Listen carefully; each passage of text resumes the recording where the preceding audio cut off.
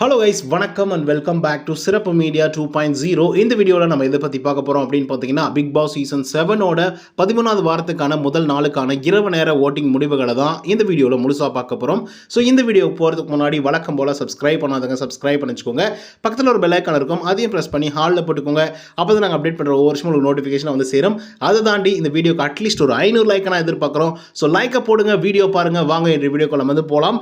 இந்த வாரத்தில் நாமினேஷன் முடிவுகள் அப்படிங்கிறது தாறுமாறாக வந்து இருந்தது. அது மட்டும் இல்லாமல் நாமினேஷனில் 7 பேர் வந்து நாமினேட் ஆகிருக்காங்க.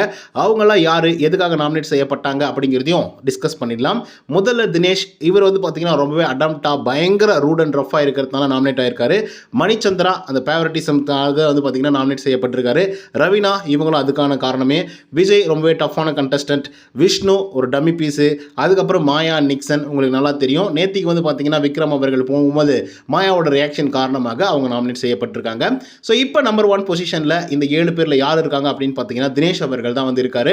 அவர் வாங்கிய ஓட்டுகளுடைய எண்ணிக்கை அப்படின்னு பார்த்தீங்கன்னா 19,112 ஓட்டுகள் ஆகும். பர்சன்டேஜ் வைஸ் அப்படின்னு சொல்லி பார்க்கும்போது 24.82% இந்த வாரத்தோட தொடக்கத்தை ஆரம்பிச்சிருக்காரு தினேஷ் அவர்கள். ஒரு பெரிய ஓப்பனிங் தான் இவரை பொறுத்தவரையிலும். ஏன்னா இருக்கக்கூடிய எல்லாருமே டஃப் கண்டஸ்டன்ட் தான். ஏன்னா 13வது வாரத்தில் வந்து இருந்துட்டு இருக்கோம். இன்னும் 2 வாரத்தில் வந்து சீசனே வந்து முடிய போகுது. ஸோ இந்த கட்டத்தில் அதிகப்படியான வாக்குகள் வாங்குறது, அதுவும் 7 பேர் கொண்ட பட்டியல் அப்படிங்கிறது சாதாரணமான விஷயம் இல்லை அப்படிங்கிறதுலையும் எந்த விதமான மாற்று கருத்துமே இல்லை. இருந்தாலும் தினேஷ் அவர்கள் அடிச்சு தும்சம் பண்ணிட்டு இருக்காரு. தனி ஒரு ஆளா 24.82% அப்படிங்கிறது சாதாரணமான விஷயமும் இல்லை. அண்ட் முதல் நாளே இது வந்து பார்த்தீங்க அப்படின்னா தொடர்ந்து வாங்கிட்டே இருந்தார் அப்படின்னா கண்டிப்பாக லேக்ஸ் கணக்கில் வந்து ஓட்டிங்ஸ் வாங்குறதுக்கும் வாய்ப்புகள் வந்து இருந்துட்டு இருக்கு. பொறுத்திருந்து பார்ப்போம். ஏன் அப்படின்னு பார்த்தீங்கன்னா நிக்சன் அண்ட் மாயா வந்து தூக்கணும் அப்படின்றதுக்காக தினேஷ்க்கு வந்து ஓட்டு வேணாம், நம்ம ரவீனாவுக்கு போடலாம், விஷ்ணுவுக்கு போடலாம் அப்படின்னு சொல்லிட்டு லாஸ்ட் வீக்கில் அதுக்கு முன்னாடி வாரங்களில் இப்படி தான் மாறி மாறி வந்து போட்டிருந்தாங்க. கடைசியாக வந்து தினேஷே வந்து டான்சர் ஜோனுக்கு வந்து கொண்டு வந்திருந்தாங்க. ஸோ அதெல்லாம் பார்த்து யோசிச்சு ஓட்டிங்ஸ் வந்து போடுங்க. அதுக்கடுத்து தான் செகண்ட் பொசிஷனில் மணிச்சந்திரா வந்து இருக்காரு. அவர் வாங்கிய ஓட்டுக்கான எண்ணிக்கை அப்படின்னு பார்த்தீங்கன்னா 14,877 ஓட்டுகள் ஆகும். பர்சன்டேஜ் வைஸ் அப்படின்னு சொல்லி பார்க்கும்போது 19.32% இன்னைக்கு முதல் நாள் முடிவின் போது வந்து இருக்காரு நம்மளோட மணிச்சந்திரா அவர்கள். ஸோ கண்டிப்பாக வந்து நான் இதை வந்து எதிர்பார்க்கவே இல்லை. 19% அப்படிங்கிறது சாதாரணமான விஷயம் இல்லை. இவ்வளோ டஃப் கண்டஸ்டன்ட்லாம் இருக்கும்போது டஃப் கண்டஸ்டன்ட்லாம் யாருன்றது உங்களுக்கு நல்லா தெரிஞ்சிருக்கும். மாயா, அதுக்கப்புறம் நிக்சன் இவங்கெல்லாம் இருக்கும்போது மணிச்சந்திரா அவர்களுக்கு 19% அப்படிங்கிறது என்ன சாதாரணமான விஷயம் நீங்கள் நினைக்கிறீங்களா? ஏன்னா அவங்களாம் டஃப் கண்டஸ்டன்ட், டைட்டிலே வின் பண்ணுவாங்க. அண்ட் ஃபைனல் ஸ்டேஜில் விசித்ரா மேடம் கூட நிற்கிறேன் அப்படின்னு சொல்லிட்டு மாயா வந்து சொல்லியிருந்தாங்க இல்லையா? ஸோ அப்படி ஒரு கான்ஃபிடென்ட் இருக்கக்கூடிய ஒரு ஆள், பிஆர் டீம் இருக்கக்கூடிய ஒரு ஆள், அதை தாண்டி வந்து வெளியே காசு கொடுத்து ஓட்டிங் எல்லாம் வாங்கக்கூடிய ஒரு ஆள் அப்படின்னு கூட சில விஷயங்களை வந்து சொல்லலாம். பட் அப்படிலாம் நான் சொல்ல மாட்டேன். ஸோ அப்படி இருக்கக்கூடிய ஒரு ஆள் இருக்கும்போது மணிச்சந்திரா அவர்கள் செகண்ட் பொசிஷனில் அதுவும் இத்தனை பர்சன்டேஜ் வாங்கியிருக்கிறது சாதாரணமான ஒரு விஷயம் இல்லை அப்படிங்கிறதுனால அவர் ஒரு அப்ளாஸ். அதுக்கடுத்து தான் 3வது பொசிஷனில் அன்எக்ஸ்பெக்டடாக விஜய் வந்து இருந்துட்டுருக்காரு. ஸோ அவர் வாங்கிய ஓட்டுகளோட எண்ணிக்கை அப்படின்னு பார்த்தீங்கன்னா 11,757 ஓட்டுகளாகும். பர்சன்டேஜ் வைஸ் அப்படின்னு சொல்லி பார்க்கும்போது 15.27% இன்னைக்கு முதல் நாள் தொடக்கத்தை வந்து தொடங்கியிருக்காப்புல நம்மளோட விஜய் வர்மா அவர்கள். ஸோ இவருக்கும் அதிகப்படியான வாக்குகள் வந்து விழுந்திருக்கு. ஒரு நல்ல பர்சன்டேஜ் ஆஃப் ஓட்டிங்ஸும் வந்து வச்சுட்டு இருக்காரு.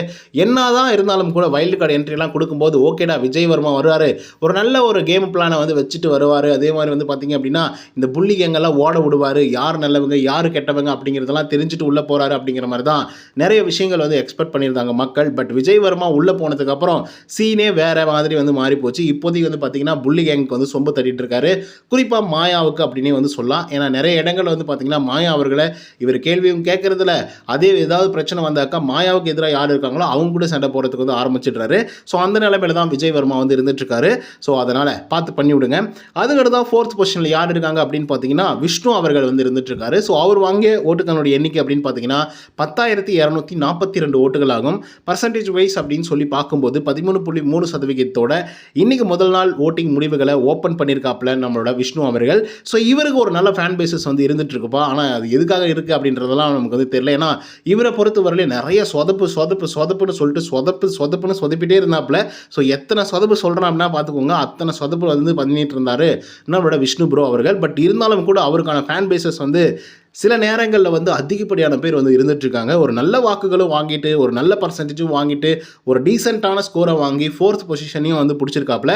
என்னை பொறுத்தவரையிலும் இவர் வந்து 3rd பொசிஷனுக்கு, அதாவது இந்த லிஸ்ட்டில் 3rd பொசிஷனுக்கு வந்து எலிஜிபிலிட்டி இருக்கக்கூடிய ஒரு ஆள் தான் அப்படிங்கிறதுலேயும் மாற்று கருத்தில். அண்ட் விஜய் வர்மா கீழே இருக்கிறதுலையும் எந்த விதமான பிரச்சனையும் இல்லை.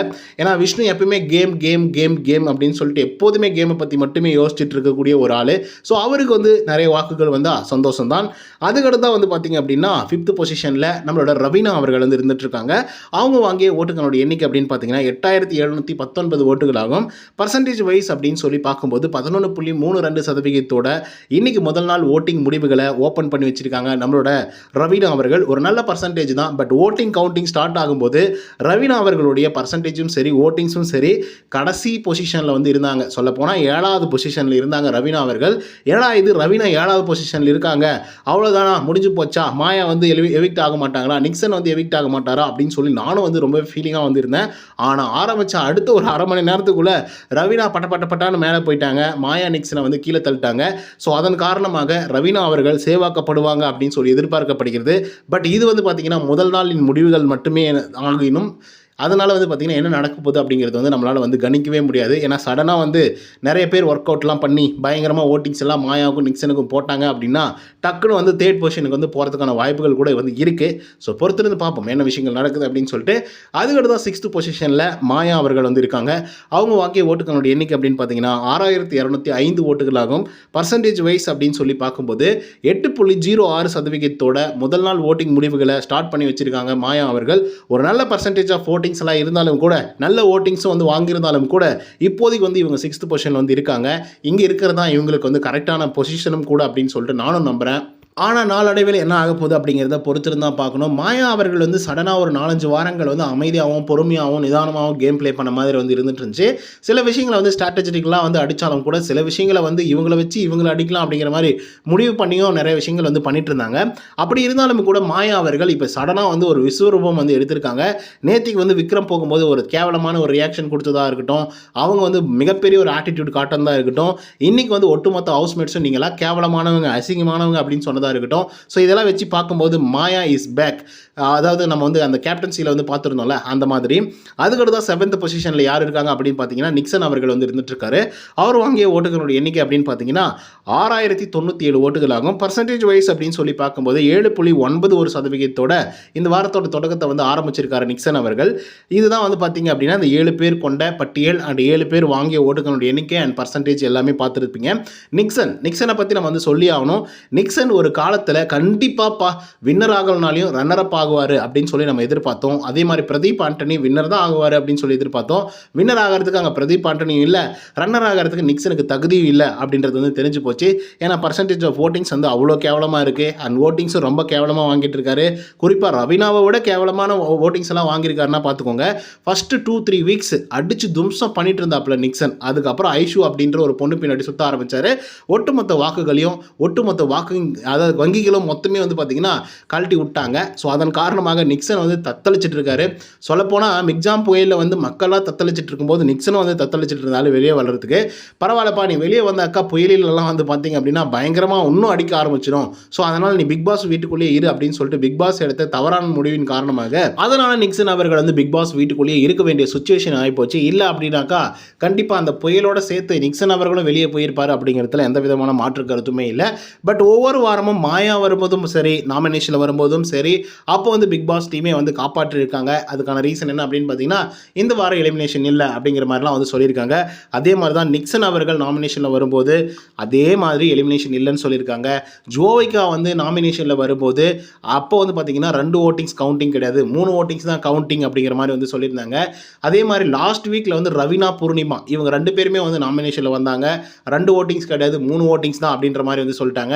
ஸோ இந்த மாதிரி எந்தெந்த இடத்துல வந்து ஒவ்வொருத்தரை வந்து எஸ்கேப் பண்ண முடியுமோ அந்த சலுகைகள்லாம் வந்து பார்த்திங்கன்னா ஒவ்வொரு தடவையும் கொடுக்கப்பட்டிருந்தது. ஸோ இதனால தான் பிக் பாஸ் மேலே எங்களுக்கும் சரி மற்ற ரசிகர்களுக்கும் சரி மிகப்பெரிய ஒரு டவுட்டாக இருக்குது. ஏன்னா கடைசியாக வாங்கக்கூடிய ஓட்டிங்ஸை வச்சுக்கிட்டு இருக்கக்கூடிய மாயா அவர்களை கடைசி நேரத்தில் வந்து இவங்க தான் ஃபைனல் லிஸ்ட்டு, இவங்க தான் வந்து டைட்டில் வின்னர் அப்படின்னு சொன்னாலும் வந்து பார்த்திங்க அப்படின்னா ஆர்ச்சிட்டப்படுறதுக்கு வந்து ஒரு விஷயமும் இல்லை. ஸோ அந்த லெவலுக்கு தான் வந்து பார்த்திங்கன்னா பிக் பாஸ் டீம் வந்து பயங்கரமாக ஹெல்ப் பண்ணிட்டு இருக்காங்க மாயாவுக்கு. நேற்றுக்கு வந்து விக்ரம் வந்து எவிக்டாக வெளியே போகும்போது கூட வந்து பார்த்திங்கன்னா அன்எக்ஸ்பெக்டடாக ரூல் பிரேக் பண்ணி இவங்க வந்து வெளியே போய் எட்டி பார்த்துட்டு இருந்தாங்க அந்த டோர் பக்கம். ஸோ அதுவே வந்து பார்த்திங்க அப்படின்னா ரூல் பிரேக் தான். ஸோ அதன் காரணமாக வந்து மாயா அவர்களை வந்து எவிக்ட் பண்ணி வெளியவே அனுப்பிச்சிருக்கணும். ஸோ ஆனால் அது வந்து பண்ணல, வார்னிங் மட்டும் கொடுத்தாரு. அதுவும் சிவியராக கூட இல்லை, இது மாதிரி திரும்பவும் பண்ணாதீங்க அப்படின்னு சொல்லிட்டு பிக் பாஸ் வந்து சொன்னார். ஸோ இதெல்லாம் வச்சு பார்க்கும்போது தான் ஒரு மாதிரி டவுட்டாக இருக்குது. பட் மக்கள் எப்பவுமே வந்து கரெக்டான நேரங்களில் கரெக்டான இடங்களில் கரெக்டான ஆட்களுக்கு வந்து சப்போர்ட் பண்ணுவாங்க அப்படிங்கிறத நம்பி இந்த வீடியோ வந்து க்ளோஸ் பண்ணுறேன். ஓகே கைஸ், இந்த வீடியோ மூலிமா யார் எந்த பொசிஷனில் இருக்காங்க, யார் எவ்வளோ ஓட்டிங்ஸ் எல்லாம் வாங்கியிருக்காங்க அப்படிங்கிறத பற்றியெல்லாம் முழு டீட்டெயிலாகவும் விலாவரியாகவும் பார்த்துருப்பீங்கன்னு நினைக்கிறேன். ஸோ இந்த வீடியோ உங்களுக்கு வந்து பிடிச்சிருந்தா லைக் அண்ட் சப்ஸ்கிரைப் பண்ண மறந்துடாதீங்க. இன்னொரு தவணை சந்திக்கிறேன். until then bye from Uday. நன்றி, வணக்கம்.